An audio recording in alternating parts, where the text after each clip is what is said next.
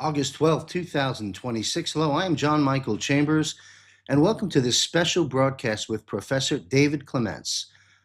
Before we get started, a couple of quick announcements should get the interest of all patriots across the country and folks around the world.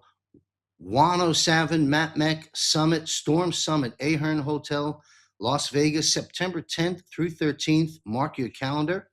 Visit stormsummit.us. Take a look at the panel of guests, including Professor David, who will be joining us in just a moment. For those that cannot make it out to Las Vegas on those days, we'll be streaming it live for you like we did the Fraud Fighter Summit. But do mark your calendar and get out there before the tickets are sold out. Next is Scott McKay, Patriot Street Fighter Scott McKay, will be joining me in our private Zoom room. There you can mark your calendar Thursday, August 27th at 8 p.m. for the sole purpose, 1 hour live, simply to answer your questions. I'll be on screen as well. How do you participate? You visit jmcbroadcasting.com, click on Premium Portal, and we look forward to seeing you there. All right, another announcement. I launched a premiere episode last month, Fireside Chat with JMC, making sense of the times. Very different format from all of our programming. Took a chance at doing this, and the reviews, if you will call it as such, were quite favorable. We will continue. Come join me later in August. We don't have a date set, but for Fireside Chat with JMC. And Off-World, we have our third episode. Joining us again is Dr. Sala, and first-time guest in Off-World, but been a guest many times on our Global Defense War panel, and that is retired Lieutenant Colonel Tom Lennox will be joining us. So we've got a great episode Off-World coming in a week or so, actually later this week here in the month of August. All right, let's get right to it. David Clements is a seasoned attorney. I'm going to spend some time for those. We have a lot of new folks coming aboard. Many of our viewer audience and followers know very much of David and his work over the years, but a lot of folks don't. I'm going to take some time and introduce you to David Clements. He's a seasoned attorney, former law professor, and dedicated advocate for election integrity and constitutional rights. David has built a distinguished career spanning legal practice, public speaking, and grassroots activism. As a former prosecutor of the year, David helped secure 8 first-degree murder convictions and played a part in dismantling the AZ Boys drug trafficking organization. He oversaw 6 law enforcement agencies in Lincoln County, New Mexico. From a double homicide committed by a Marine claiming legal insanity to a brutal gang murder that went all the way to the New Mexico Supreme Court, David has handled cases at the very highest levels. Now, as a leading voice in election integrity, when we're going to be talking about that very important subject, as you well know. So again, David is a leading voice in election integrity. He has delivered over 300 evidentiary presentations across 49 states, exposing legal and technical deviations, also known as fraud, in the 2020, 2022, and 2024 elections. He oversaw forensic audits throughout New Mexico and co-authored a comprehensive vulnerability assessment of election systems, contributing to the removal of fraud-prone infrastructure. This prompted a weaponized DOJ and press, along with a corrupt bar association, to go after him. The public scrutiny resulted in death threats against his family. 6 complaints and successive investigations were commenced to strip David of his law license. David represented himself and in the process won against every single one of these accusers. As a law professor, David was a 2-time nominee of the Patricia Christmore Teaching Excellence Award, winning the award just days before being canceled by his university for refusing to subject his students to the experimental COVID-19, quote, vaccines and mask mandates. His work is featured in the documentary Let My People Go, which highlights systemic election issues and the plight of January 6th defendants. David is the founder of the Prisoners Record Ministry and J6 Support Network, raising over $2 million to support January 6 defendants and their families while providing pro bono legal services as well. David has reached millions through his media appearances on platforms like Tucker Carlson, Bannon's War Room, The Gateway Pundit, and many podcaster platforms. Currently, David serves as a strategic legal advisor and technical liaison to national security experts with the goal of fortifying elections. Passionate educator and public speaker, David has lectured extensively, again, on election integrity, constitutional law, and civic engagement. His commitment to truth, justice, and the Constitution continues to inspire and mobilize communities nationwide. Many of you know David, and many of you don't, so please welcome David Clements. Hello, it's good to be with you. Thank you for being here, sir. We're going to just jump right into it and get into the arena, if you will, as this global defense war intensifies with the midterms scheduled to come up in November. So you have an incredible background of accomplishments in addition to having endured, as we just went through in your intro, a series of attacks to silence you. But you stand strong today with your recent appearance at the Fraud Fighter Summit put on by Juan O'Savin a month or two ago in Vegas, and in media appearances and podcaster platforms. Now, for those that were unable to attend the summit, back the Fraud Fighter Summit that you attended, share with us, if you will, for those that missed it, a synopsis of that summit at large, basically the summit in general, and what subjects you covered there at the summit. Well, there was a lot of discussion over mortgage fraud and how there is just an unholy alliance between our rigged elections and ways to extort money from taxpayers through the assessments that are provided each year on their houses. That's not my expertise, but I was trying to provide an election angle. And unlike what I've done in years past, which is usually I just walk you through the assembly line of all the different ways that you could easily subvert our elections, I wanted to get people up to speed on why I think the only solution to restoring sanity in our elections is the military. And I don't bring that up as like, here's a provocative point, this will get me clicks. I brought it up because I know my system. I know the system that I prosecuted cases under at the highest level. So I've done a RICO case. I've done a racketeering case. And they are fine tools for the mafia. But as amazing as those tools are, they're not set up to take down former presidents. They're not there to take down the vast majority of corrupt aspects of the CIA. And so a curiosity was kind of burning within on this idea of, okay, I see the grand conspiracy case in Florida. I see the seeds being planted of potential indictments against, big players. And just knowing what it takes to take a case from start to finish, I've got the abiding conviction that you don't win with the civilian system. And so that led me to go down the rabbit hole, so to speak, on, okay, what exists legally within the military commission style jurisprudence? What exists from a standpoint of a historical standpoint on the number of prosecutions that can be carried out with efficiency? And so that was mostly what I covered in my presentation. And I tried my best to provide the receipts on why we've been working under a continuity of government framework since 2020, at least, with Trump, and why I've got tremendous optimism, even though it's hard to not see darkness everywhere. Well, I'm real thrilled to hear about your optimism because I feel the same way.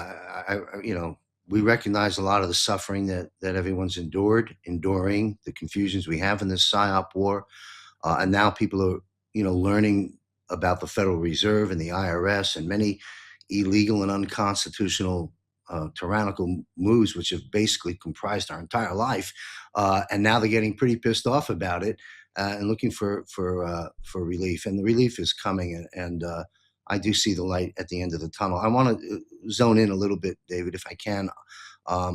These will be simple questions for you, but we have a lot of new folks that are just learning of things that perhaps you and many others known about for the last 6-7 years concerning election theft. So we'll break it down on a scale, real simple here, on a scale of 1 to 10. How would you rate the integrity of our election system in America? 10 being the best ever, 1 being as flawed as can be. Yeah, to quote an expert that I've worked with named Clay Parikh, who used to do the testing of the systems under Wiley Labs before it became Pro V&V, he said, "Can I give you 0.5?" Meaning it needs to be below even 1. So from an advanced persistent threat standpoint, our elections not only are wide open, they've been wide open for decades. And the Cliff Notes version on how we got here was in the early 1980s. There was fraud that was discovered in, I think, Baltimore. And there was a consent decree that was entered into that, oddly enough, only restrained Republicans' hands on investigating or raising election fraud. And it didn't apply to the Democrats. And then for whatever reason, the consent decree was proliferated across the country. It wasn't just in this one area. And so for years, decades, people would say, "Hey, we saw fraud here. We saw fraud there." And they would say, "You've got to go before the federal judge and get the consent decree lifted." And that order, believe it or not, it was in effect all the way up until like 2017. And so people would point to it. Fast forward to the early 90s, you had the Motor Voter Act that was signed into law by Bill Clinton. And anyone that's conducted business at the DMV, you're automatically placed on the voter rolls. And so as a matter of federal law. So here you saw the second thing, which is how do we create a greater credit line to start casting votes perhaps for people that aren't voting.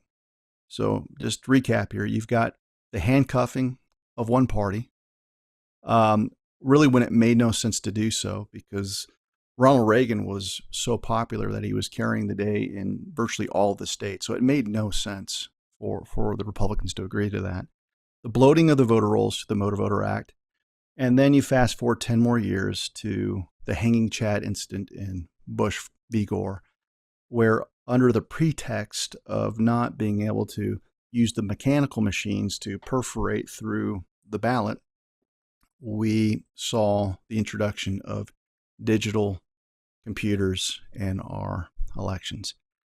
That was signed into effect by George W. Bush. And since that point, I would tell you that we've completely lost any semblance of accountability in our elections. And things have just gotten worse and worse and worse. You can point to Venezuelan involvement in Cook County to make sure that Obama prevailed against Hillary Clinton. So you have a warring of different factions within the Democratic Party. And it seems like the targets initially were, let's go after constitutional amendments because they're on the ballot in many respects.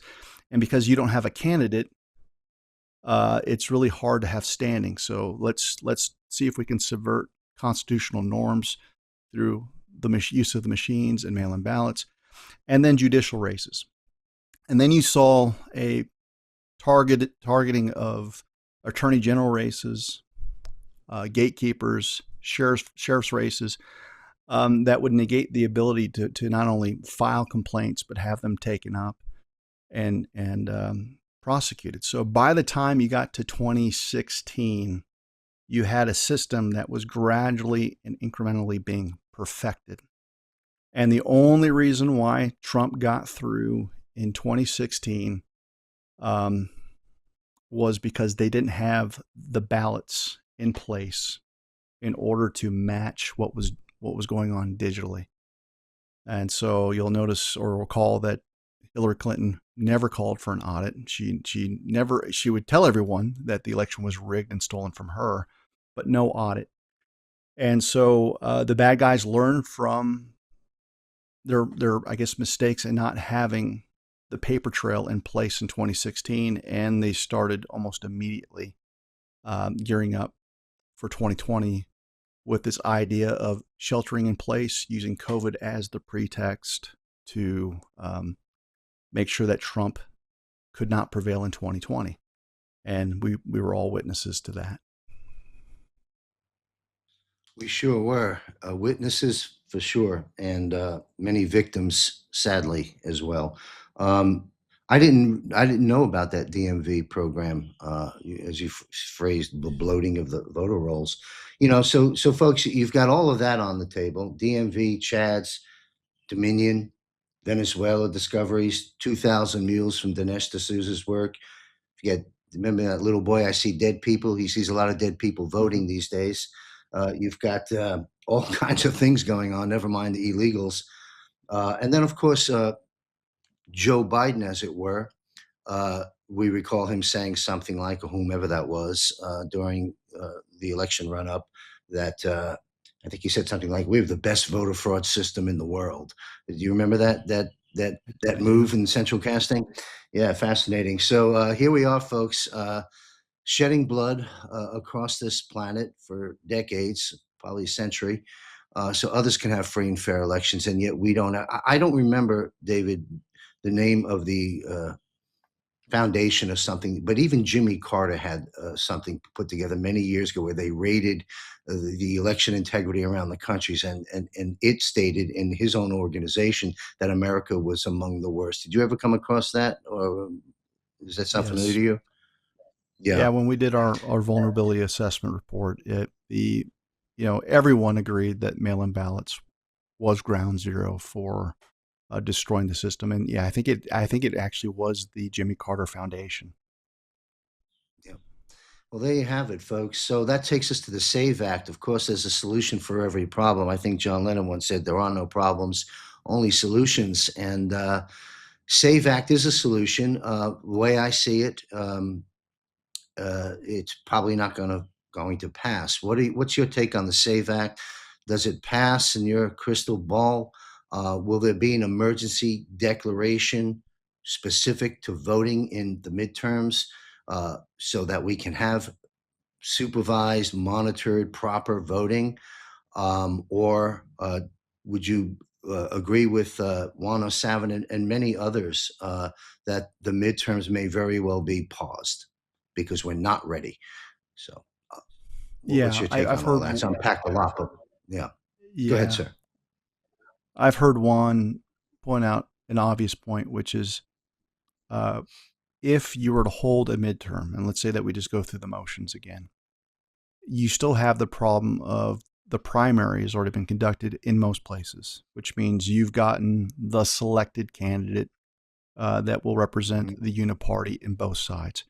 And so, even if we were somehow to run a transparent, free, and fair election, you're still stuck with bad stock. And I think that the uniparty is fine with the idea of token agreement on the SAVE Act, provided that they've got confidence that they can wait Trump out and that Trump will, um, exit stage left.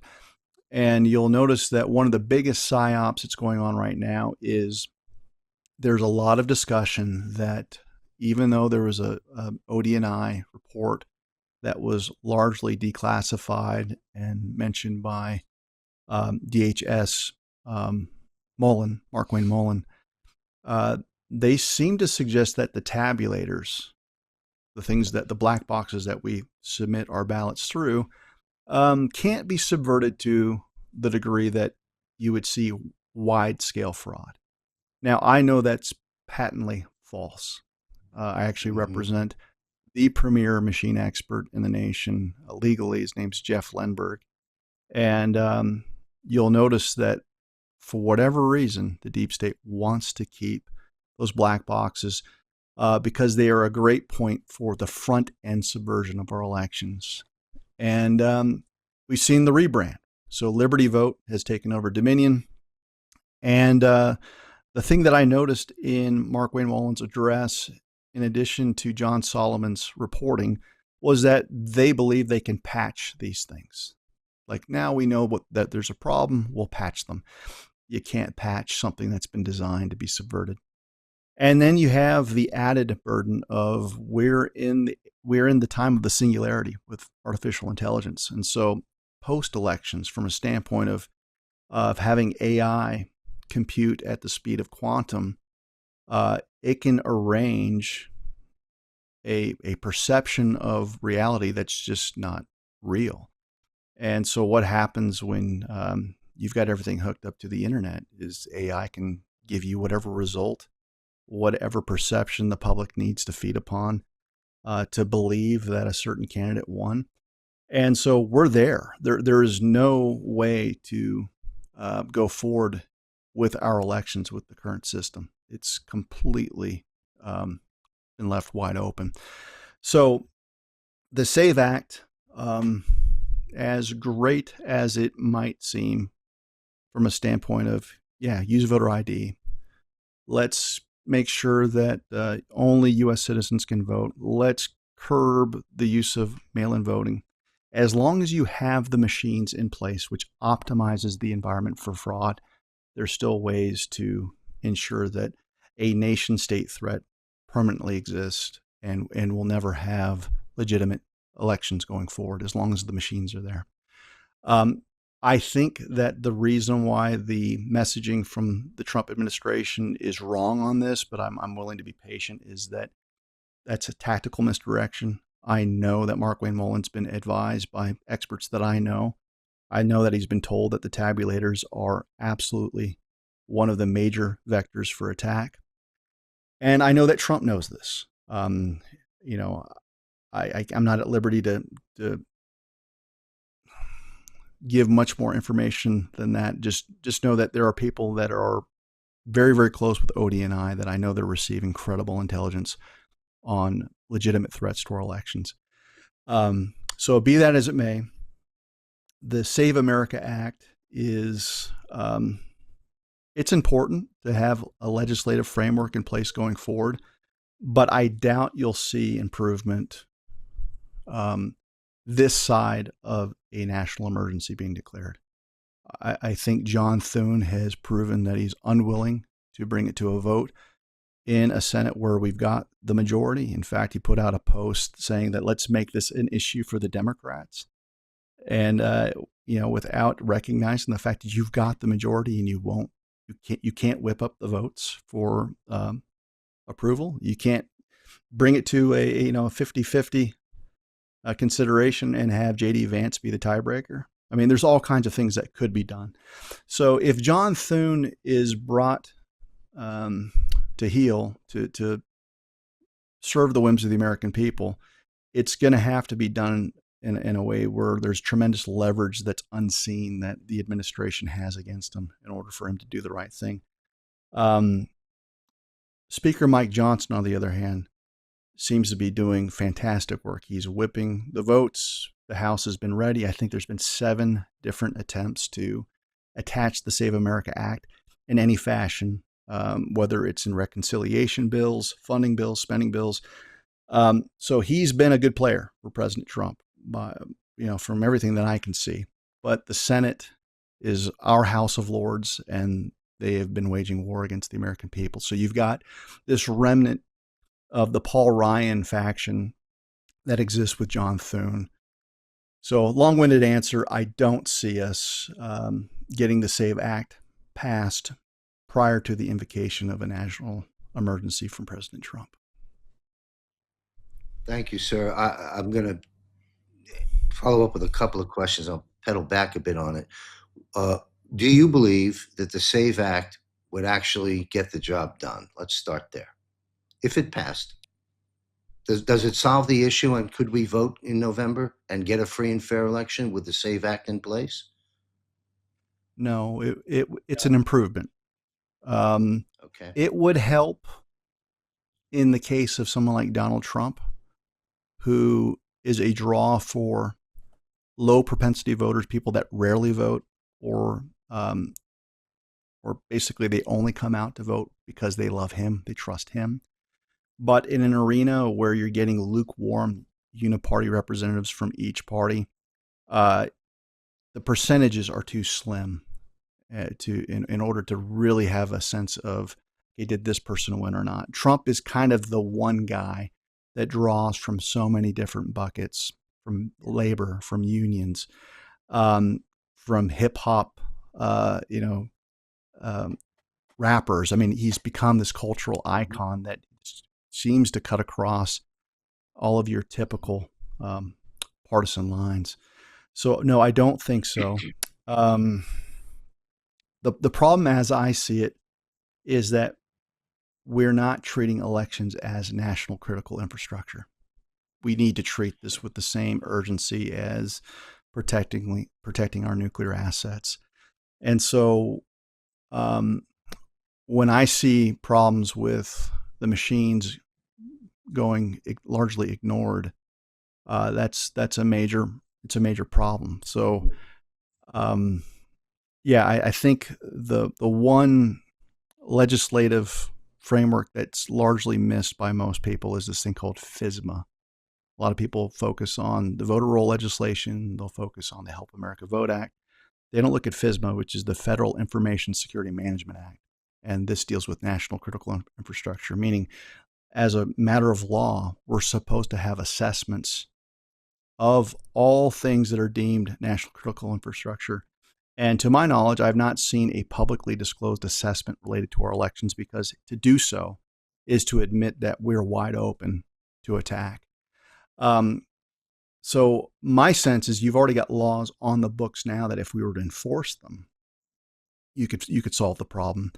And one of the key insights into that is, in light of a recent ruling from the Supreme Court called the Slaughter decision. The Supreme Court agreed that the commander-in-chief has the legal right to fire independent, quote-unquote, agencies. And they were focusing on the FEC, but based on that holding, the EAC, the Elections Assistance Commission, became, an easy target for Trump to fire them, because these are comprised of boards that are uniparty swamp rats. And I think 2 days after I made the call or prediction, Media Matters did a couple hit pieces on me, but Trump actually fired the EAC. So the significance of that is the EAC is the certifying authority. They can certify or decertify the machines right now. I think the reason why we haven't seen much headway is because you have to have a board that's a good board that can replace the board that was just fired. And the law as it stands right now, that board would be comprised of a pick from your Senate leader, your House leader, and then your minority leaders. And you could count on getting a good pick from Mike Johnson, but you're going to get garbage from the other three persons that are currently in power. So unless there's a way for Trump to get into a recess appointment mode, you're not going to get people in place that will have the courage to just decertify the machines within the black letter law that exists right now. And last time I checked, John Thune is still doing pro forma votes, where someone just shows up to the House, they open the Senate chambers for business, quote unquote, and that's being done just to keep Trump from using recess appointment powers to do this. So unless Trump has an answer for that, I don't know how you get to the heart of the matter, which is what is the entity that certifies the machines and what is the entity that can decertify them. And you don't have to pass any new legislation. You just work with the black letter law that exists currently. Well, what are we, about 100 days from midterms? You raised a very important point about the elected officials already in office that may not really belong there due to fraud that put them there before, and yet they're going to be on the new ballot for us to vote on. You've got all these issues. You scratch the surface on it. and the SAVE Act probably, as you stated, may not get the job done, even if it passed, and its odds of passing seem slim. That leads me to this question. A national declaration of national emergency. Uh, to your knowledge, would the president, should he deploy that, would it be to allow the elections to go forward in November, supervised, let's say, by National Guard or military or ICE, and with protocols in place like, valid ID, citizenship, paper ballots, and enforcing that if possible? Uh, is that one way of deploying a national emergency? That's part one question. Part two, follow up to that is, or would the national emergency simply just be, hey, we can't fix this yet. We'd rather not deploy military and go through that disruption. So therefore, the national emergency will be used to postpone indefinitely until everything is sorted out and our election integrity is restored. Um, Simple questions, but I know it's on the minds of everyone. That's the bottom line as far as I'm concerned, in terms of the midterms. Yeah, so I like to look at where are we legally. There's an argument that I think has some traction that a national security emergency was declared back in March of 2020. I know Juan has spoken of that, Yes, that that's correct. most people were focusing on COVID. But when you understand that COVID was used as a pretext to create this mail-in ballot operation, one could make the argument that Trump was working under commander-in-chief power to secure and mitigate harms to our national security. And that can account for the oddities related to Joe Biden, as you refer to him as central casting or the character. And I say that as someone who does believe that we went into a continuity of government framework. That doesn't mean that shadow agencies that were corrupted didn't continue to do corrupt things. It wasn't as if Trump had power. If he devolved from his power of president of the United States to that of the commander in chief, he wasn't leading a captured DOJ, a captured FBI. But the hardened military, I think it's beyond doubt that Biden had no authority there. If for no other reason, no one can point to a single military maneuver that happened during his tenure. All you had was the botch withdrawal, meaning he didn't do anything there in Afghanistan. Mm-hmm. Um, Mm-hmm. Yeah. so that forces me to look at November 3rd, 2020 as a sting operation where you're making the case to the American people that there is a giant seditious conspiracy underway, treason of the highest level. And the reason why he didn't legally seize the voting machines back then was that the biggest threat to our nation's survival was Trump didn't control the legacy media. The legacy media, we had to be enlightened or reawakened to our plight that these were essentially proxies for the intelligence agencies that have mastered the art of lying to the American people. And until Trump could make inroads there, you just can't seize the machines because you know the megaphone that's going to come out saying, look, here's a tyrant. This is a guy who's so power hungry. So when I look at that, it raises a couple questions. What happens to how we count terms? Because if Directive 40 was initiated, we went to a continuity of government framework, then I think you can press pause on the timer in Trump's first term, because under our constitutional framework, a presidential term is 4 years. What's not defined is the term of a commander-in-chief that has been divorced from their title of POTUS. And one of the interesting data points was when Trump won in 2024 and you had the swearing in ceremony, you'll notice that he didn't place his hand on the Bible.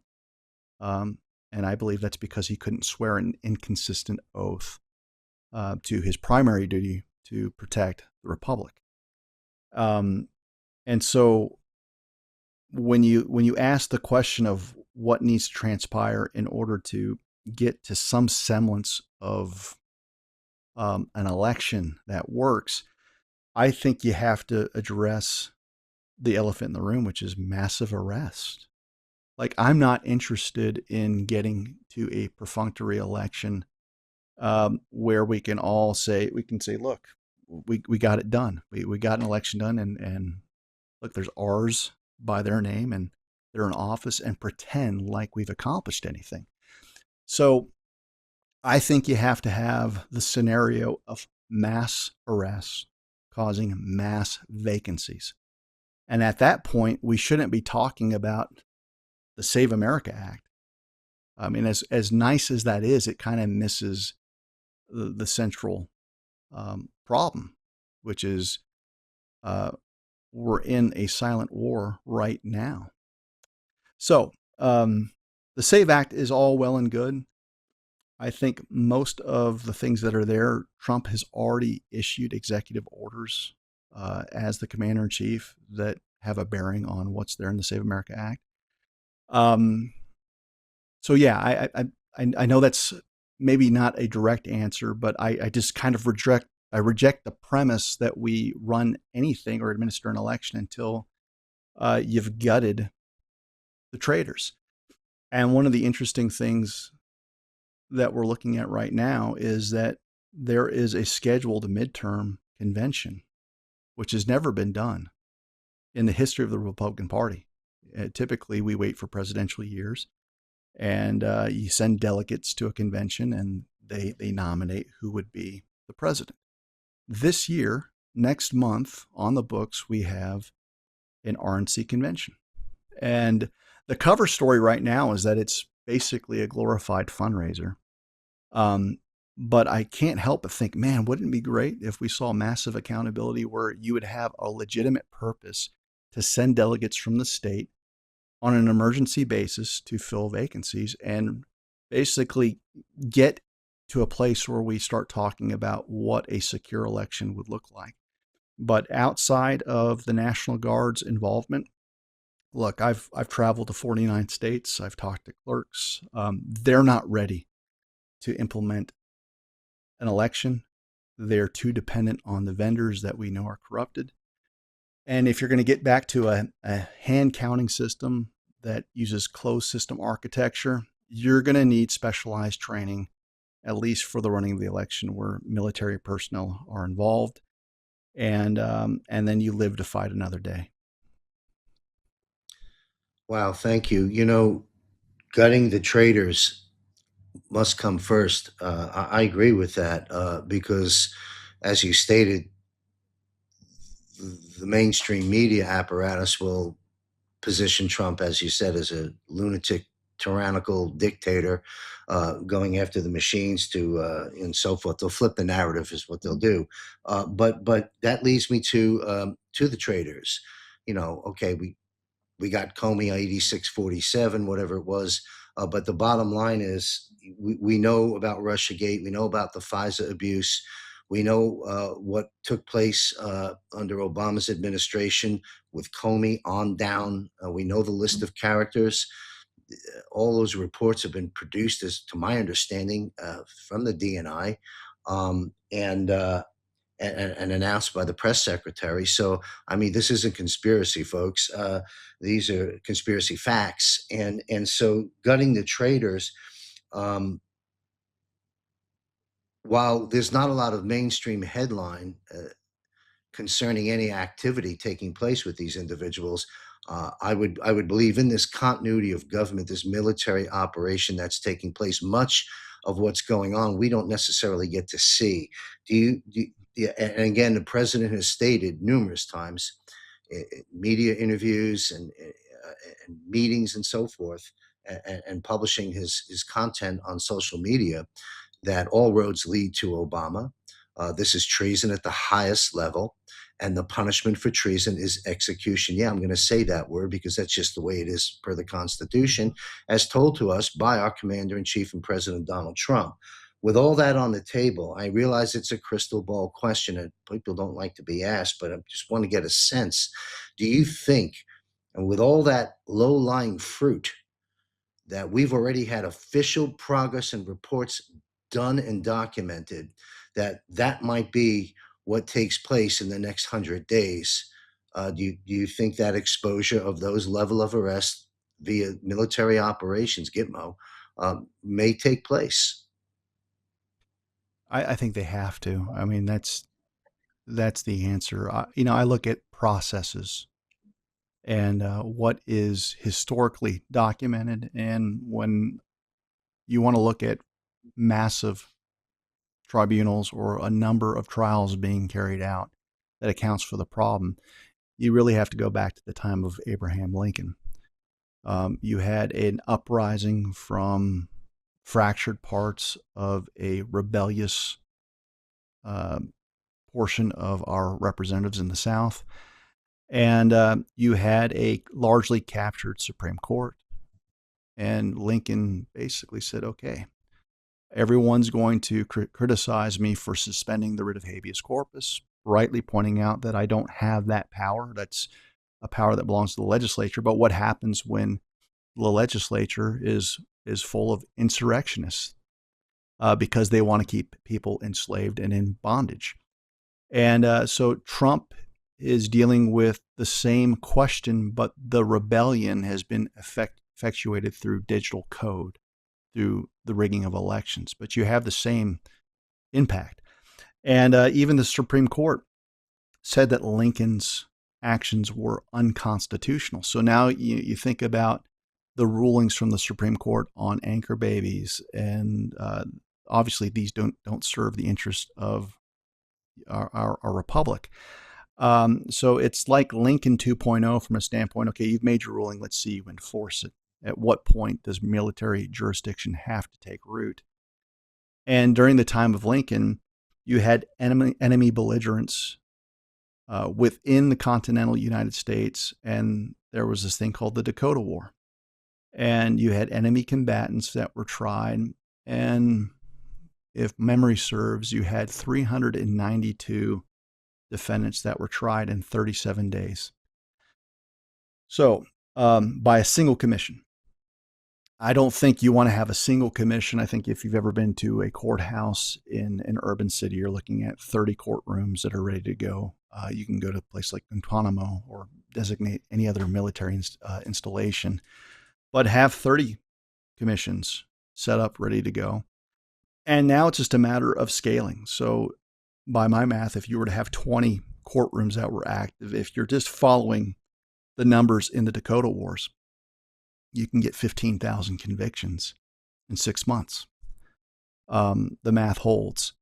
And so it's going to take something like that for those of you out there that don't understand prosecutions. I'm telling you, I've done murder cases where it was 7 years from indictment to a verdict, and we don't have that kind of time. You got two years at the most on the clock, and the due process rights of the accused are too high of a burden in the civilian system. So you need efficiency. You got to dust off the history books and look at what happened in Nuremberg and the Nuremberg trials. And what they did there is they chose their 22 defendants. These were the big names. These were the major Nazis that if they hadn't committed suicide and they could keep them alive, they tried them. And there's probably another 170 defendants that were tried under the Nuremberg Code. We're going to need something similar to that, where your biggest names, your Obamas, are tried under a military commission where the due process rights are minimal. Now, the burden of proof is the same. It's beyond a reasonable doubt, but you don't need a unanimous verdict. You just need 3 out of 5 of your panelists to render a verdict. And while people can say that the due process rights are important of the accused, I'm here to tell you it's all about national security. So when you get military generals or military lawyers that are looking at the threat and the exposure, it's like shooting fish in a barrel. And that's the system that you need if you're going to take down a Barack Obama. You do this in a grand conspiracy case in Florida, they'll wait out the clock. they'll rig an election, and everyone that thinks that they've made inroads right now will be rounded up, locked up, and arrested. They'll do to us what we should be doing to them right now. So I've given a lot of thought to this, on what it would take, but the military is the only way, and so uh, we need something that's hyper efficient, and then there's a place for the DOJ and the civilian system, which is once you've done your shock and awe and you've put down treasonous scumbags like Barack Obama, all of a sudden people are going to want to save themselves, and you can provide with them an assembly line, one of which goes to tribunal land. The other one allows you to speak with DOJ officials, and you're basically looking at a penalty that maybe caps you out at 20 years. With good time, you're out in 10. That's going to be very, very attractive to your mid-tier players or people that maybe aren't as culpable as a Brennan or a Comey. But that's how you end up really draining the swamp, is that you make this a plea mill and save your trials for a military commission. Wow. That makes all the sense in the world to me. We have 500,000 sealed indictments, as recently reported. The number fluctuates as they open up unseal a file. There's anywhere, I'm told, from 1 to 99 more names that show up as they start spilling the beans, if you will. With 500,000 sealed indictments, whether it's elected officials, people around the world, business owners, whatever the case may be, media people, um, these 500,000 sealed indictments, what you said makes all the sense in the world. And I sure hope it plays out that way because, uh, sure, the big issues need to be processed at Gitmo and other related facilities, and the rest of them through the civilian justice system. That makes sense. I have a quick question here. This may be simplistic, but you certainly seem like the gentleman who will answer it straight up for us. Um, we learn about the Bar Association taking an oath, not to the Constitution, as I understand it, but to the bar, which serves the crown and maritime law. If I'm right in that terminology and that structure, that then one comes to the conclusion that every judge and lawyer in this country has sworn an oath. If they're bar members, they need to be to practice law, as I understand it. You can correct me anywhere along the way, but let me get the question out. The Bar Association, as I understand, 1871 Corp dissolved, or finishing that off, whatever the case may be, restoring land law, God's law, Constitution, um, and severing us from that operation, which spreads across many areas.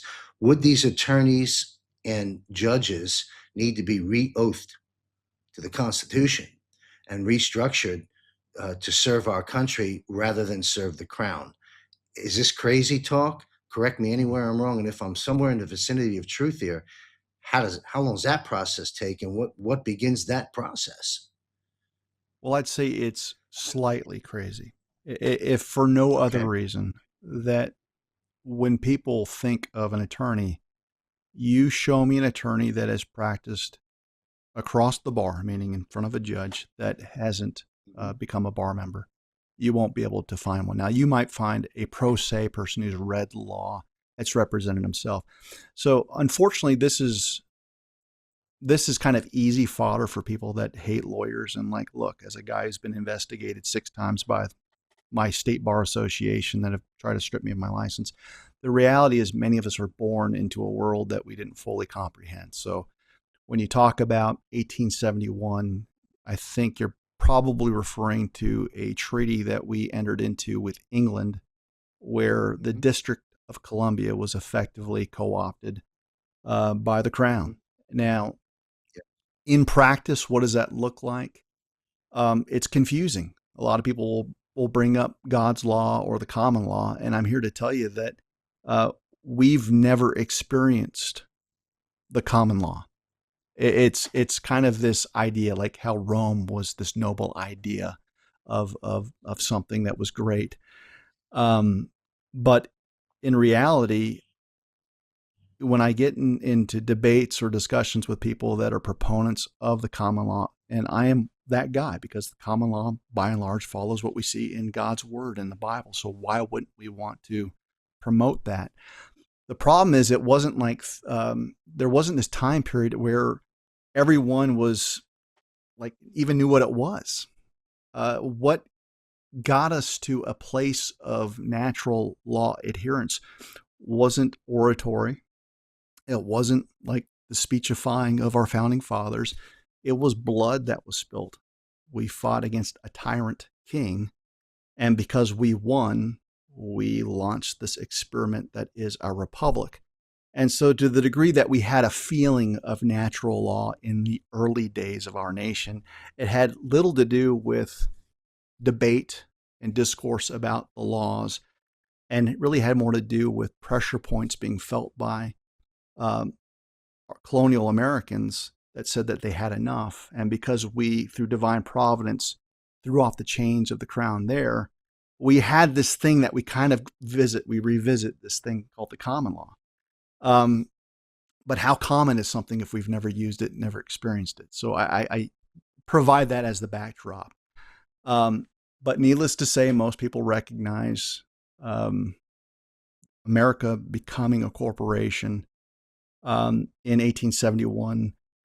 I think that's an oversimplification because while the District of Columbia certainly had things that happened to it legally, that didn't necessarily extend to the rest of the states, their constitutions, their charters, etc. So I guess the conundrum that I run into is that, like, look, I get the ideas and I get the arguments, but I didn't understand what we're discussing right now until much later, well after I became an attorney and had to join the bar in order to practice law. It's like the medical associations. There's people that have to get licenses to even braid hair. So what I will tell you is that while the legal profession has major problems, you would be hard pressed to find attorneys that mentally have come to this point in their lives like they think they're serving the crown. Like that's really, really misguided. There's a lot of people out there that think that there's like these dark rooms where we're all signing contracts and worshiping King Charles on the wall. 99.9% of the attorneys out there have no idea like what we're discussing right now. But you'd be foolish to disregard the fact that whatever's happening through the machinations of the crown and the impact that it's had on our justice system hasn't brought about ruin to justice and the courts of justice in the United States. And so I guess what I would tell you is that there's many attorneys like myself that have, through research, had to find out all of the problems that saddle the profession that we belong to. For me, a big awakening was the Federal Reserve System. That was my long paper thesis in law school, where I got my doctorate, was on whether the Federal Reserve ever received a meaningful audit. And so if you keep looking, you're going to find dirt and blood and all kinds of things. But what I don't want to do is devolve the conversation to this thing where it's almost like witchcraft, where, man, if we could just get back to the right spells, if we just use the magic words of the common law, eureka, we'll have heaven on earth in our system.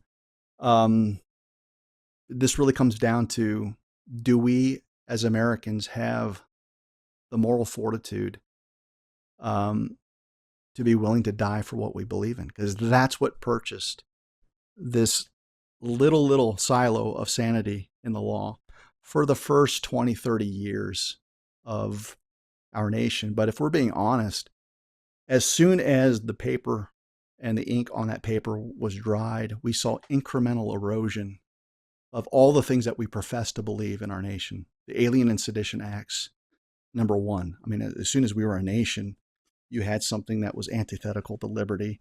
The Commerce Clause and the cases that bastardized what the government could do. A lot of these things took place long before 1871. Marbury versus Madison was not good for liberty, was not good for the Republic, and that happened well before 1871. So it's a big topic. It's a big subject. But I think what you're asking is a little bit. Um, I think the real answer is we need to have revival in the land. We need to have people that are God fearing, and we need hearts that are transformed. And so, if we can get to a place where we rededicate ourselves to God Almighty, and I believe the God of the universe is Jesus Christ, then we're going to see a day that's beautiful. But this isn't so much about like trading philosophy and trading legal arguments. Like there needs to be a heart change to affect the culture. And one of, I think, the failings of our discourse on the Constitution is while our system was the greatest system that was ever devised, it's primarily a focus on the depravity of man, meaning we need separation of powers because every time you have too much power consolidated with one branch or one person, we see tyranny. We need to have a kingdom mentality where where we ask questions like, if Christ was standing there right now and I was a judge wearing a black robe, how would I rule? What would my rulings look like? If I was a policymaker and Jesus Christ was standing right there, would I try to, play some fast and loose game with the legislation that's being voted on? And we got to enter into a kingdom mentality of, all right, Christ is coming back. How am I accountable to him? And then all of a sudden you kind of solve all of these legal debates and problems. But that's just my opinion. Well, it's a good opinion, and I really appreciate everything you just shared with us. Thank you, David. And I want to. Our time's moved pretty quickly. There's one or two more points I'd like to tap your mind on here. Let's wrap up on the election issue. Trump 2028. Now, on the surface, we'll call it an awakened MAGA patriot. Certainly one that perhaps has been following the work of Derek Johnson concerning that dash. Let's say that the average person in that category would come to a conclusion that says, well, Trump won 2016. Okay, 17, we have that term. Second term was stolen, but he never conceded. Biden didn't get all the keys to the castle, whoever that was. So we have a first term served, we have a second term stolen, but he's still commander in chief. We have a third term that he serves today, and then he comes out, President Trump, 2028, and floats that narrative out there for us. Now that's on the surface. Break that down. What's really happened? What's happening? And what could happen based on your legal mind? Yeah, so it can be confusing depending on the framework that you use. But let's go back to this idea of continuity of government being real, and that it was invoked in March of 2020, which means you need to stop looking at the optics of a guy that we still believe was president of the United States, because we saw him serve out the duration of his term prior to the usurper Biden, getting sworn in, and we saw him on the screens. I'm not denying that. We saw someone that called himself the president of the United States serve during a term in which President Trump should have been, the rightful person. Mm-hmm. The reason why this is important is the Constitution mandates that your term length as president is 4 years. But what happens if you have devolved from president to commander in chief? I think that the clock stops, which means until there is something that constitutes a basis for going back to, a place where we've defeated the enemy, if you will. Mm-hmm. So what I want people to think about is stop thinking in terms of what you saw on election day, November 3rd of 2020, but more importantly, even what you saw in November of 2024. Because this is where the confusion starts to crop up, is because we start doing this analysis of terms. If what I'm saying is correct, and he was no longer president as of March 2020 or April 1st, 2020, depending on how you calculate it, the timer stopped, which means he has not finished his first term. He's actually still in his first term now. Now, if what signals the end of continuity of government and a restoration of normal governance is tribunals, military commissions, hangings, firing squads, etc., and the military brass has says, okay, not only have we survived the seditious conspiracy, the treason of 80% plus of our government, we have neutralized the threat. Now we can get back to normal constitutional functions. Then I think you press the timer again, which tells me that Trump is still owed the balance of his first term, which at this point makes 2028 his second term. And the beauty of that is that you don't run afoul of the 22nd Amendment, which tells you you only get 2 terms. A lot of people, will point to the rigged election, the stolen election of 2020. That's fine. Some people will say, well, it's non-consecutive. That's fine. I've looked at all of the House bills, all of the discussions pertaining to the 22nd Amendment, and it's clear you get 2 terms. So if that's the case, and we're doing an analysis of he's technically in his 3rd term now, the 22nd Amendment prohibits him from running again. In fact, the whole thing falls apart. That'll be the argument. That'll be the argument from the other side. Yeah. So the biggest impediment to what I'm saying isn't that I'm wrong on the law. I think I'm absolutely right on the law. It's whether or not you could educate the American public to wrap their head around the idea of a pause that happened in his first term, and that much of the stuff that we saw was largely just narrative warfare and the optics to defeat an enemy. If that is too great of a hurdle and it keeps the president from, arguing that he's still in his first term, then you do something that's hard and difficult, but it's possible, which is you just repeal the 22nd Amendment after you have your military commissions, because you'll have a republic that is so indebted to the president for bringing us back from the precipice that you don't violate the Constitution. You just simply say, okay, we're going to go back to the days where if you wanted to step down, it was on your own oath. It was something that you did through the Pledge of Honor. There are many people that considered successive terms that thought twice about it because the tradition of 2 terms was so important to the fabric of our nation. President Grant considered a 3rd term, but he was talked out of it by party elders in the Republican Party. And it was FDR was the first person that said, I'm going to keep running until he died in office. So my legal analysis is Trump is still in his first term. I understand the confusion from 45 dash or pause to 47. But I think there's a clean line there.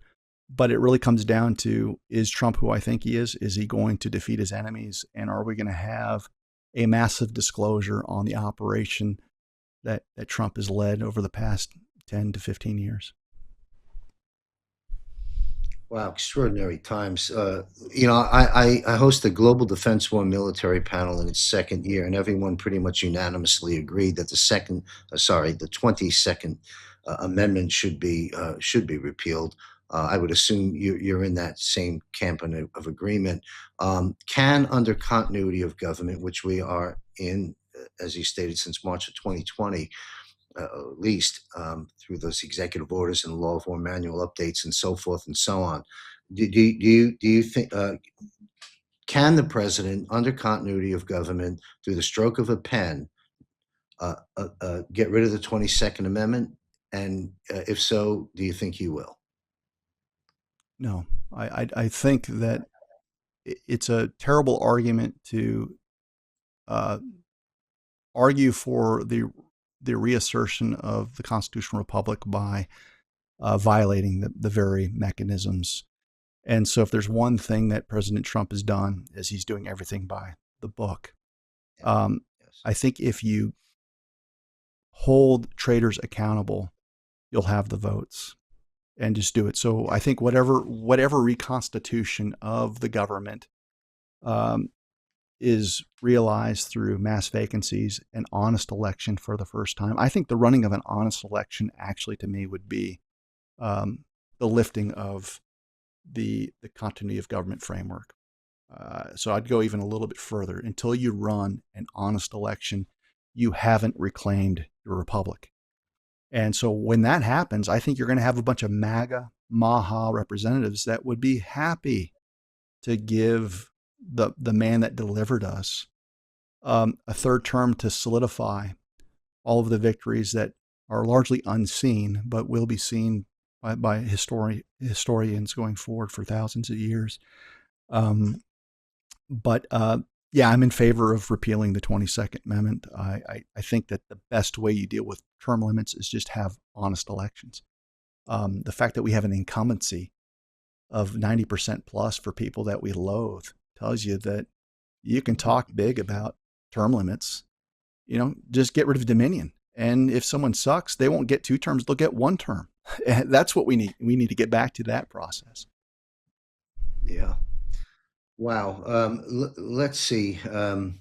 Before I close this out with Anthony Fauci, I want to see what other questions I have concerning this operation because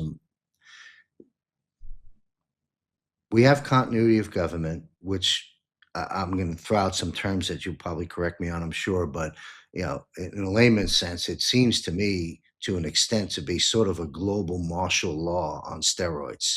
Would that be a layman's fair assessment? And if so, could you break it down a little bit more properly for us?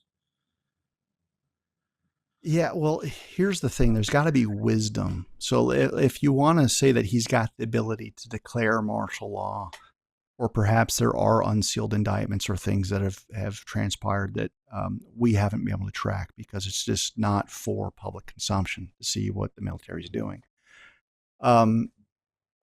You don't cast a vision for liberty if in the process you are observed to be a tyrant.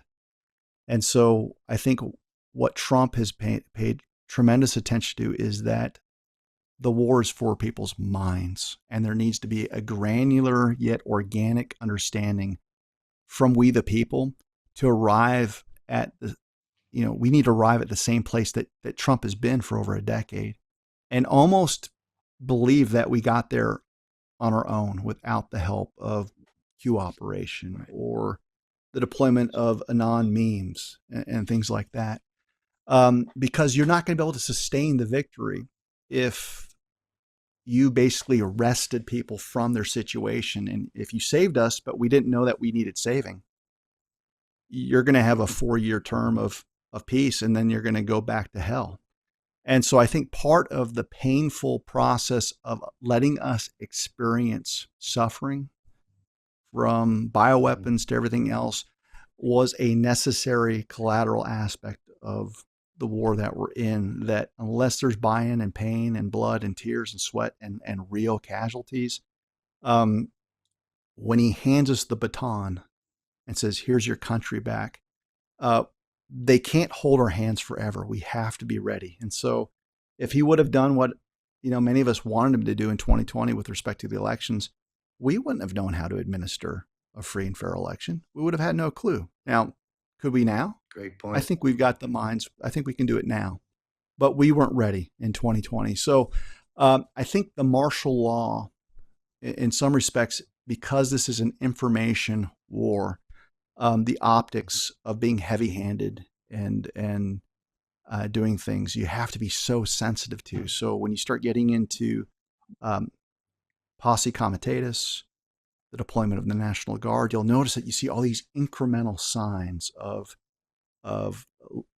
Supreme Court decisions saying, oh, by the way, you shouldn't have jumped the gun and gone straight to the National Guard. You got to work within the ordinary course of the law, which actually suggests that you use the Marines before you bring in the National Guard. So when Trump puts out truth posts in California that, hey, I'm going to go ahead and withdraw the National Guard in these affected areas outside of Portland and in Commeyville, California. But he makes the promise that, oh, but when things get bad, we'll be back bigger and better than ever. What does he mean? So you see this beautiful symphonic movement within the law with what the Supreme Court gives him in a way where he's never violating the law. And even the use of the military to police civilian areas, he's covered. There was a national emergency, or at least something that was the effect of an executive order on day one of the quote unquote second term that he's in, dealing with invasion and rebellion. So to me, a lot of the things that we're looking at from a standpoint of when would he invoke the Insurrection Act, when he would declare a national security emergency on elections, is largely just a perception engineering op. In other words, if you believe like I do that we've been in continuity of government since 2020, this shit already hit the fan in such a massive way that his powers under Article 2 are virtually limitless. The invocation of the Insurrection Act is more of a public signal of like, okay, now you can expect soldiers to be on the streets dealing with terrorist cells that are trying to undermine our stability through directed energy weapons, fires that we're seeing in Spokane, Washington, the cyber hacking of water systems in Minnesota. I mean, we're under attack right now. But there might be wisdom in not letting people see what you're doing behind the scenes. And from what I'm seeing on the larger geopolitical stage, is that Trump is really fighting the transnational syndicate, City of London, Lloyd's of London, what have you, and bleeding them dry to the tune of $200 million a day. And if you can take their money from them, which he's doing, then all of a sudden, all of the toys that the enemy normally plays with to create destabilization, they're tremendously weakened. And I think that's what we haven't been able to see, but what Trump has brought us to this kind of this place of victory. And it may not look like victory for people that don't have eyes to see, but I'm telling you right now, if you'll flip or flick the Rothschild family on the nose and mess with their operations and destabilize their proxy arms through Iran and through the Catholic Church, Trump has been meticulous in taking down these old guard structures. And so it's a thing of beauty, but it's hard to truly discern what we're seeing because still largely what we see on TV is presented through captured media. Certainly is. Wow, brilliant analysis. I'm glad we've connected. I hope you come back because there's so much more I'd like to talk with you about.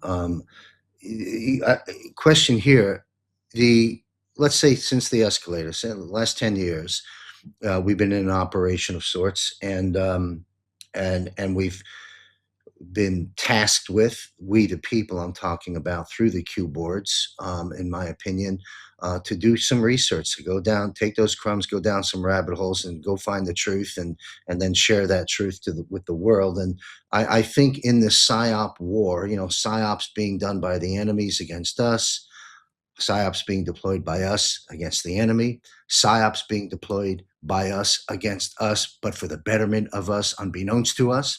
You've got all this going on in this long information war. Time is running out because we have a November 3rd date that is critical. Otherwise, this perpetuates and goes on and on and on and on. And Trump can't keep his promise of restoring the Republic and giving us back our country. So we've got, about 100 days. This is critical. So do you think, oh God, there's so many questions within this 100 days. Do you think that we've made ample, adequate, sufficient, enough progress in the minds, as you said? Trump's working this of the people in our country and the world, but mainly here, America. Do you think we've made enough progress to ratchet up some of our next moves where the public can accept them? Do you think we've made enough progress? Because we don't have past 100 days, in my opinion, to get some critical things accomplished. Okay, And so one last thing, sir. One last thing, sir. You talked about poking the Rothschilds in the nose. With the $200 million a day, that's an extraordinary number, uh, and many other things. Uh, in this 100 days, as we, see, I'm unpacking a lot here, but one, I'll try and keep it simple. Three things. One, uh, have we made enough progress that we can ramp up disclosure and action? Number two, um, the it's all slipping away. The well, let's go there. It'll come back to me. I've got two okay, follow-ups within there, but go ahead, sir. okay. So I'll be brief. Do I believe that the American people have come to an understanding that you and I have? No, not even close. Go outside, eat at a restaurant. Most people are still woefully ignorant.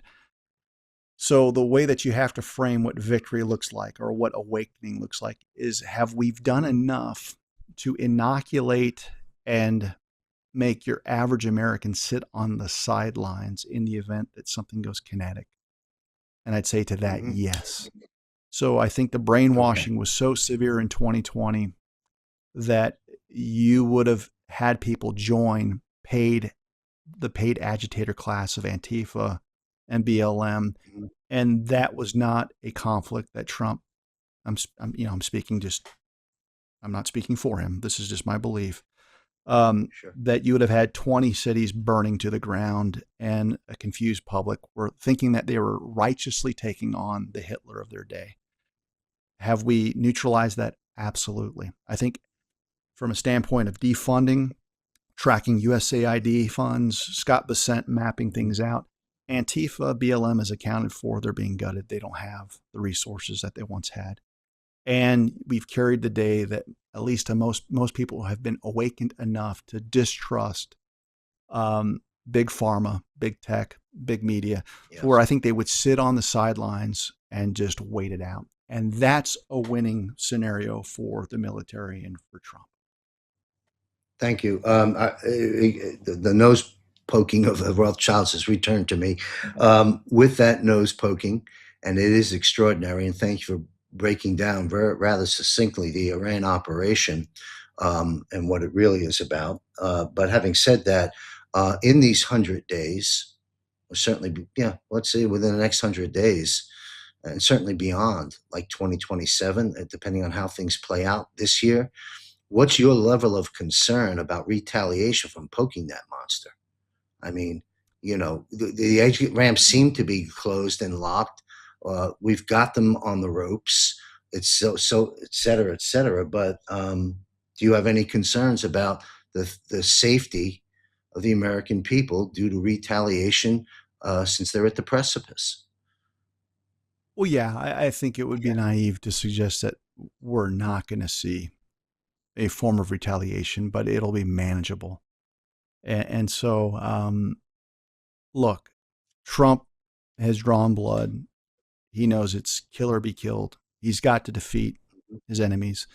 And wisely, he's focusing on the financial engine behind, again, Iran as a proxy. I don't believe that Iran is a real thing. I think they're largely a construct to create instability in a region, to bring nation states uh, back to a globalist agenda. So, whether it's raising the insurance premiums in the Straits of Hormuz and ships not moving, and as a result of ships not moving, gas prices go up, people complain, and they want accountability. That's the weapon that the Bank of England and Spectre, for lack of a better term, I'll borrow that from Brigadier General Holt. It's Spectre. And that tool has worked largely in the political place, that most presidents, even if they wanted to go to war with um, the crown, they didn't have the political courage. And more importantly, they didn't have the military organized and working in harmony with such a generational leader that we have in Trump. We've got that now. Um, Yeah. But the reason why I still know there will be retaliation is because I read my Bible, and there's this thing called the Antichrist, and there's this book called Revelation. We're not going to outwork that. There's going to be some calamity at some point. Theologians can wrestle on the when, but one of the things that is very clear to me is that the Catholic Church, the Holy See, they received a significant loan from the Rothschild families all the way back in the 1800s. So they're answerable to their banker. And the Rothschilds have continued to fund things within the Vatican. And that's going to have to be part of the exposure. Most of our conversation today has been focusing on political exposure and our enemies that are in the legislature or former presidents. But the Vatican itself is going to have its own day of reckoning. The reason why I know retaliation is going to come in some form is in 1965 with Vatican II, they opened the door for Islam to come in, and it's official church teaching that they hold the Muslim with esteem. They just opened their own Vatican library to Islamic scholars to come in and pray and worship in the Vatican. So why is this important? Because every time I turn on the news, I'm seeing Spain overrun with 60,000 invaders in a span of 24 hours. We're seeing Mamdani installed in our city, our shining jewel as far as New York City. You're seeing Dearborn and Dallas being overrun. And Trump has actually been putting out posts about this invasion. So I think the retaliation that I'm seeing right now is the two arms of the City of London are infiltration of the church and the use of radical Islam. And they're going to run their course as best they can. If we can clean house on elections, deal with our own traitors, then perhaps we have an immediate battle on our hands against radical Islam stateside. I think that's where we will see a kinetic throwdown.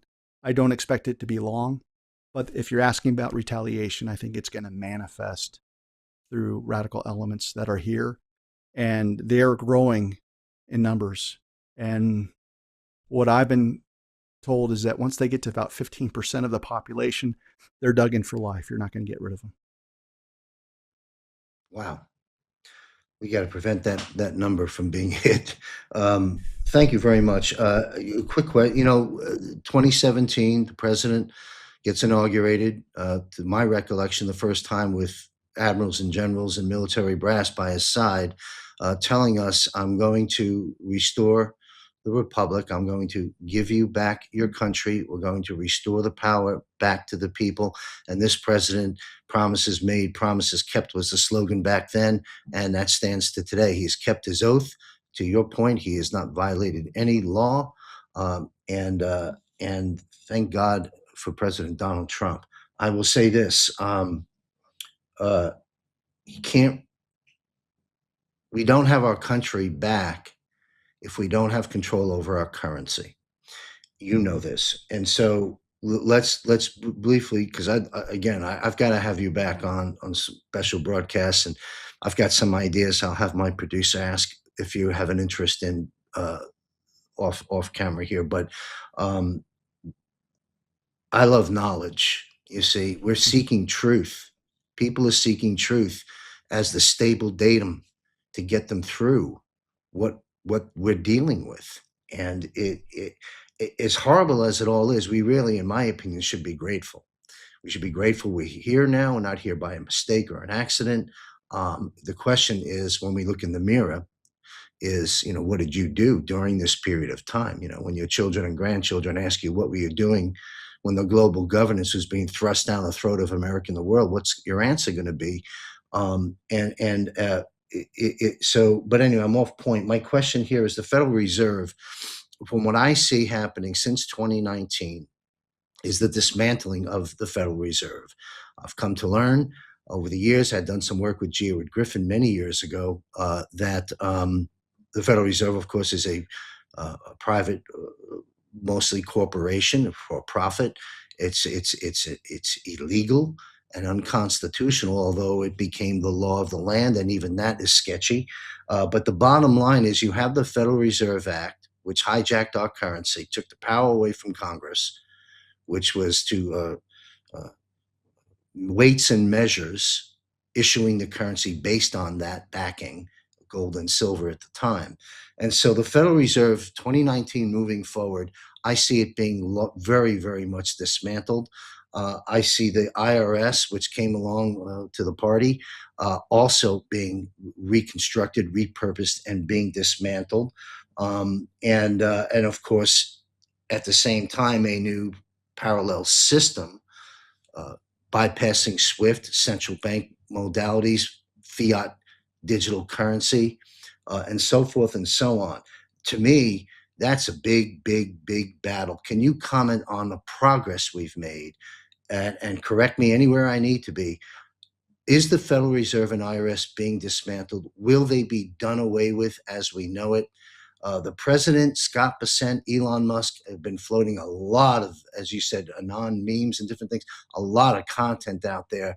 I mean, how many hat tips are we going to get before it's officially announced? Please help me out here. Federal Reserve, IRS, what's happening? How does it end? Wow, these are you're throwing out the laundry list of the biggest problems in the world. I'm trying to keep up, but I'll tell you this. Um, Elon put out a post that was really, really interesting. It was very insightful.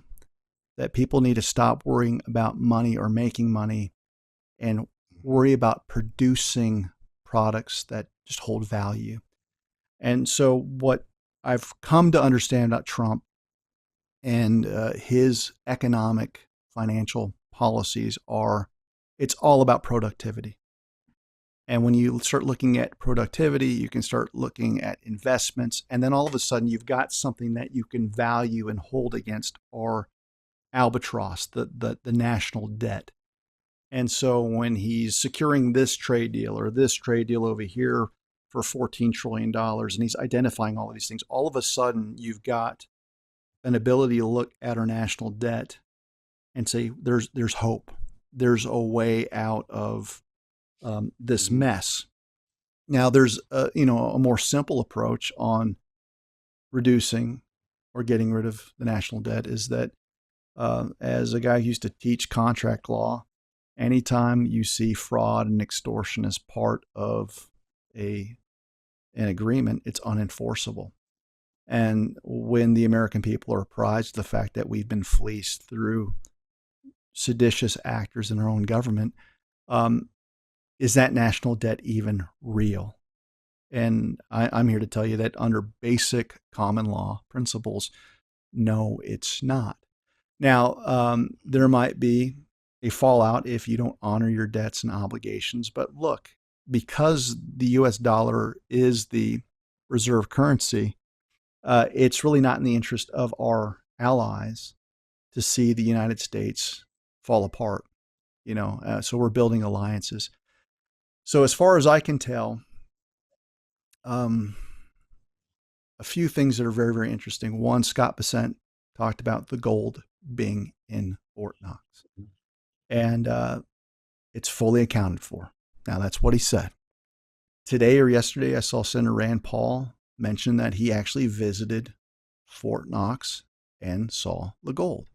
And there was a lot of discussion about whether or not the gold was taken from our coffers when I think it was Nixon that declared we're all Keynesians now, when we migrated from some asset-backed currency to the petrodollar and the fiat currency that we've been in over the past 40 years. So you're certainly seeing all the things in place that, okay, if we want to get back to a gold standard, you got to have gold. Well, isn't it great in the last 3 months we've got confirmation from our United States Treasurer and a U.S. Senator that we've got the gold back and it's there and it's present and accounted for. So, big question, but what I'll tell you is that the investment portfolio of bringing AI, making that a big part of our portfolio, bringing manufacturing jobs back, to, you know, the use of tariffs in an appropriate way, to the creation of the External Revenue Service. Everything's in place to jettison the IRS. Everything's in place to get rid of the Federal Reserve, or at least reform it in a way that seems to harmonize more with the Constitution. Thank you. You know, we've come. You talked about gold and the clip from Rand Paul the other day. You know, I've come to learn that we've taken back the gold under the underground tunnels and cities of the Vatican. We I, I've always been under the belief that Fort Knox has been empty all these decades. And I think Ron Paul, I don't want to put words in Ron Paul's mouth, but I think he would be in that camp too over those years. Perhaps Mr. G, Edward Griffin, I don't know. I don't speak for these gentlemen, but I certainly felt during all those years that the Fort Knox was empty. Why? Well, because at least what I learned was they hadn't audited the physical gold and reported it to the American people for decades. They did some random audits on occasion, but only of paper proxies stating what's supposed to be there underground. Don't know if any of that's accurate, but this is what my understanding over these decades has been. Now we have Scott Bessent, who I'm thrilled is playing the role he's playing, but we have Dissent. We've got Rand Paul, as you just stated, telling us all the gold's in there. You know, could I be crazy like I was before in another statement? Could we have just put the gold back in there that was missing all these years, since we got the gold back, and we put it back in there to calm the nerves of the American people? I mean, after all, we're about to roll out the fact that we're going to restore constitutional money backed by gold and a sovereign wealth fund. Not a lot of confidence in the American people if the vaults are empty. Am I in lunacy land again? Well, look, the fact is they said it. They said it now. Would we all like to see the cameras being placed in there and be able to look at the gold ourselves? Absolutely. But I'm with you. I mean, you know, I cut my teeth on liberty listening to the great Ron Paul. And so if there is a military operation that's been underway for the past decade, retrieving things that we've been extorted from, whether it's the Bank of England or some other entity, makes perfect sense. You know, I've talked to people that have been trying to track the blood money, if you will, that's out in the financial system, and the cartels alone. You know, the cartels that are tied to Maduro, Tren de Aragua, Cartel of the Suns. You're looking at about $19 trillion that goes all the way back to the Iran-Contra scandal. And a lot of this is deposited on the financial records of the banks. Now, whether or not there's cash on hand is another story, but they have kept money on their books to make sure that you've got banks that are able to be solvent and provide cover for the cartels and the Rothschilds and all of these nefarious families. And so one of the things that we're going to have to do is, in tracking the cash and tracking the money out there, do we have an accounting of the serial numbers? Can we take certain things out of circulation that we know is blood money that's tied to the cartels? In other words, can we create a problem for our international terrorists that if they're going to try to do massive purchases of nuclear weapons and things like that, do we make that impossible by digitally taking those serial numbers offline? And yeah, if you have cash and pallets of cash, which we know there is, or there was with Barack Obama and Iran, well, then you're going to have to spend that money in your hutted village that's on fire. And so I can tell you right now that I know many people that are in this space. It's like it's the letters of marque and reprisal 2.0, where they're trying to negotiate even with these largely terroristic organizations that, hey, look, We want our money back. We know what you've done. We'll cut you a deal. We'll let you keep 10%, and you're going to free up everything else, and we're going to recirculate this stuff in the American Treasury. And of course, their greed is telling them, no, we'd rather fight you. I think what we're seeing is that the American forces are willing to nuke those dollars to get their attention, that it's better to take 10% and live. But I know lots of folks that have different fishing lines out there in the system where they get a finder's fee, and they're digitally tracking all of this blood money through the cartels. And so when we're talking about $19 trillion that's at stake, that it's held by terrorist organizations that we have designated as such, that's one way that we can pay down the national debt in short order. So there's a lot going on. That's a whole nother episode or issue. But when you add it all up and what these families are worth, look, they've destabilized our nation for the better part of 100 years.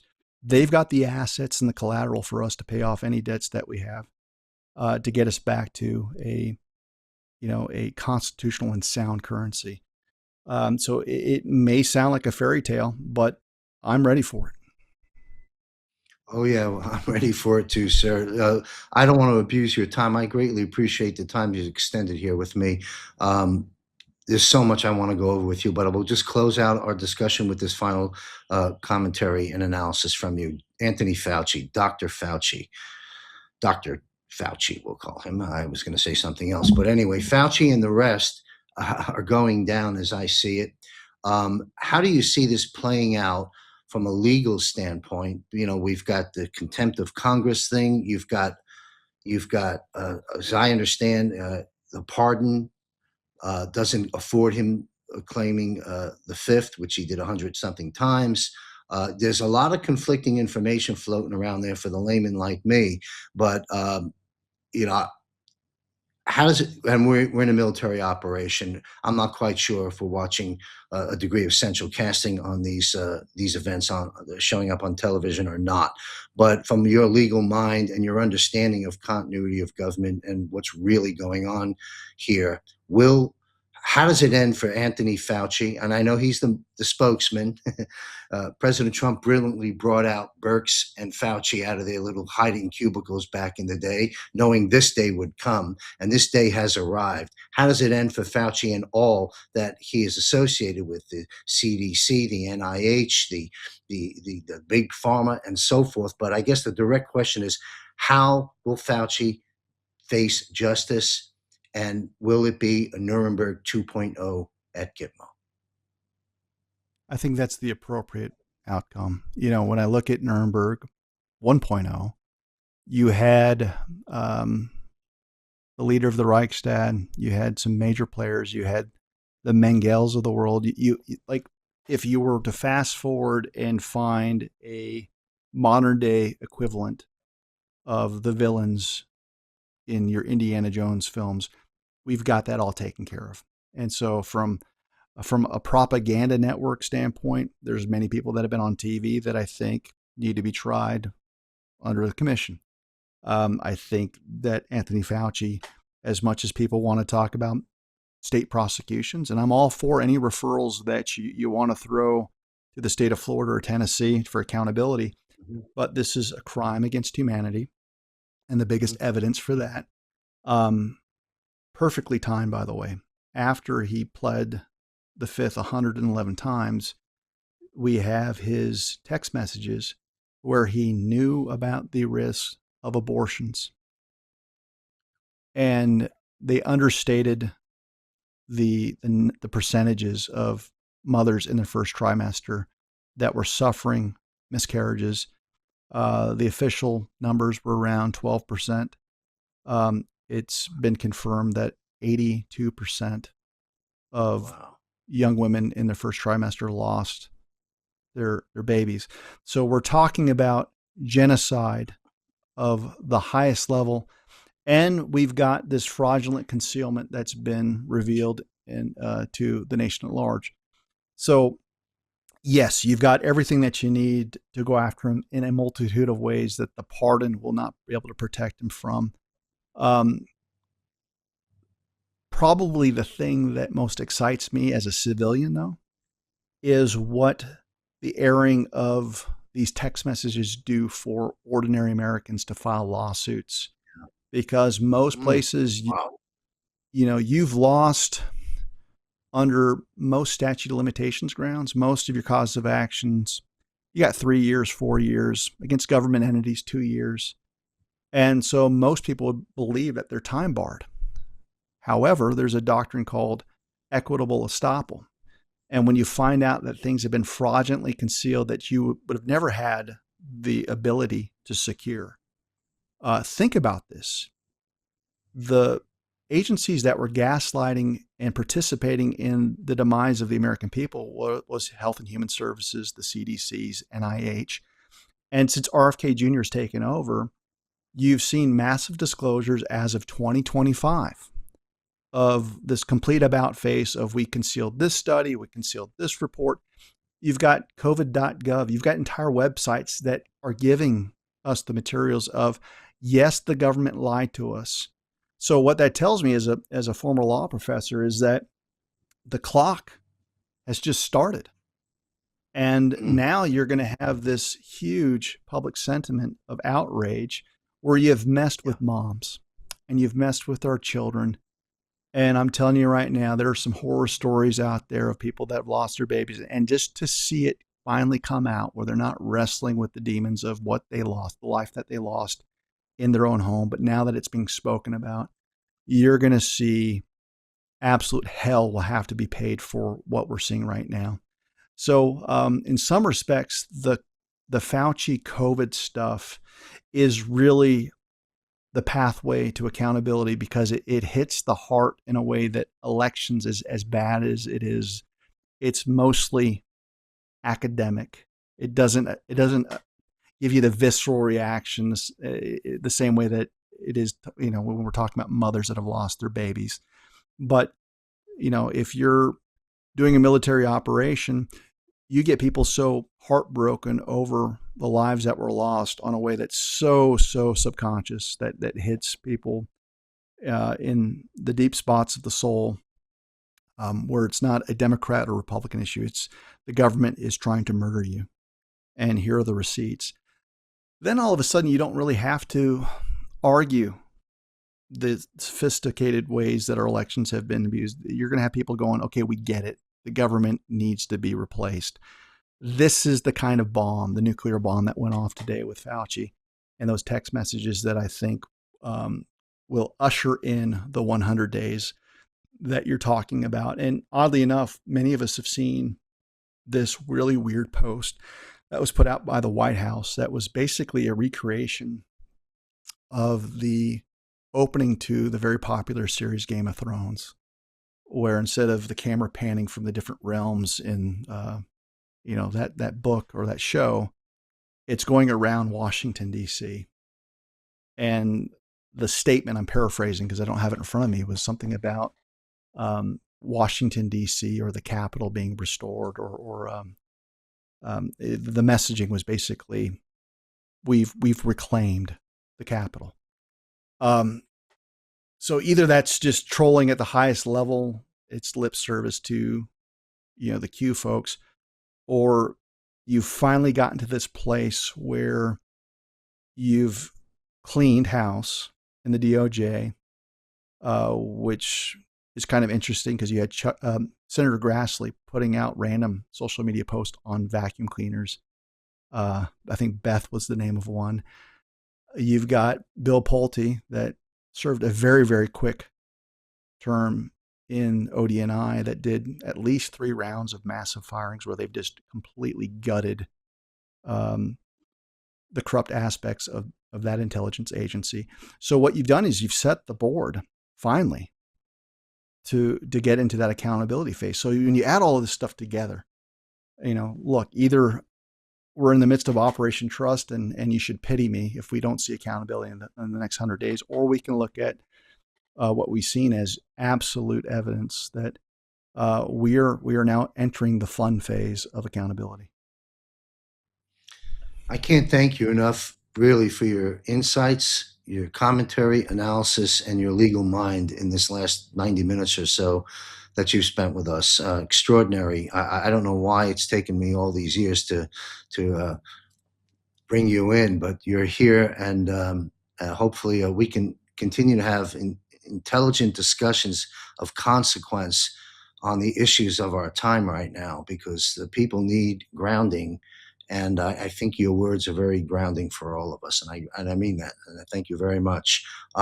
Professor David Clements, go out and meet David in Las Vegas, September 10th through 13th at the WAN event, the summit there, September 10th through 13th. Visit stormsummit.us and say hello to David. You can follow David's work, the professorsrecord.com, theprofessorsrecord.com. That would be accurate, correct, David? The right website? That's correct. And there's tabs to all the social media that I'm on. So if you're on X, just click on the X button and follow me there. If you like what I'm saying, I've got a Substack. It's free to all, but if people want to sponsor it through, for the cup of a couple cups of coffee each month, I produce video essays that I kind of expand in a way that it's at my pace and at my level. So a lot of the things that we touched on today, I've written about and produced videos that I hope will make sense of much of the confusion. I'm working on my next article right now, and it really touches on some of the things that we talked about today about the Vatican in particular, which is a new source of investigation for me. I mean, I know the darkness that looms there, but I'll have something out this week, and I would invite your listeners to go over to Substack and follow me there. That's kind of how I pay the bills these days. It's hard for me to make a living as an attorney that's constantly maligned and persecuted by my own profession, but I've found a real joy in writing and producing videos on the things that we talked about tonight. Well, thank you. Critically important. And I'll be signing up on the Substack myself. I've got to speak with you in another moment here. Perhaps I'll just would it be okay with you if Sandy, our producer, follows back up with you on some things I'd like to propose to you? Is that okay with you? Sure. That'd be great. Great. All right. Excellent. This has been extremely valuable, and I know my viewers and our followers would concur. So what our viewers and followers need to do is share this program far and wide and connect up with David Clements on Substack. Thank you. God bless you, sir. Thank you for the work you're doing and for overcoming all the challenges that the deep state has thrown in front of you. God, of course, has your back, and so do we, the people. So thank you, sir. We'll sign off. We'll see you again. I'm going to make a few announcements to my producer. Thank you, David. We've got just very simple. Get out there, meet David and the incredible panel of speakers. stormsummit.us, Ahern Hotel, Las Vegas. We'll be streaming it live for you on our website and on I believe our Rumble channel at jmcbroadcasting.com, and sign up for free, jmcbroadcasting.com, and receive our weekly newsletter, my JMC Unplugged, and some other perks, or consider our premium portal by visiting jmcbroadcasting.com. What an incredible discussion with Professor David Clements. I'll just sign us off here. Thank you all very much. Stay safe, and may God be with you. Enjoy your beverage of choice, a cup of tea, a glass of wine, or a cup of coffee, and join John Michael Chambers for candid conversations. It's Fireside Chats with JMC. No guests, no interruptions, just John. The world according to John, as JMC reflects on issues of the day, bringing clarity to events as they unfold, making sense of the times in which we live, keeping us informed, empowered, hopeful, inspired, and connected, as well as providing valuable resources and important announcements. Turn down the noise and daily distractions of your life and join John each month here on Fireside Chats with JMC. Subscribe for free by visiting jmcbroadcasting.com. John looks forward to your presence. Where we go one, we go all.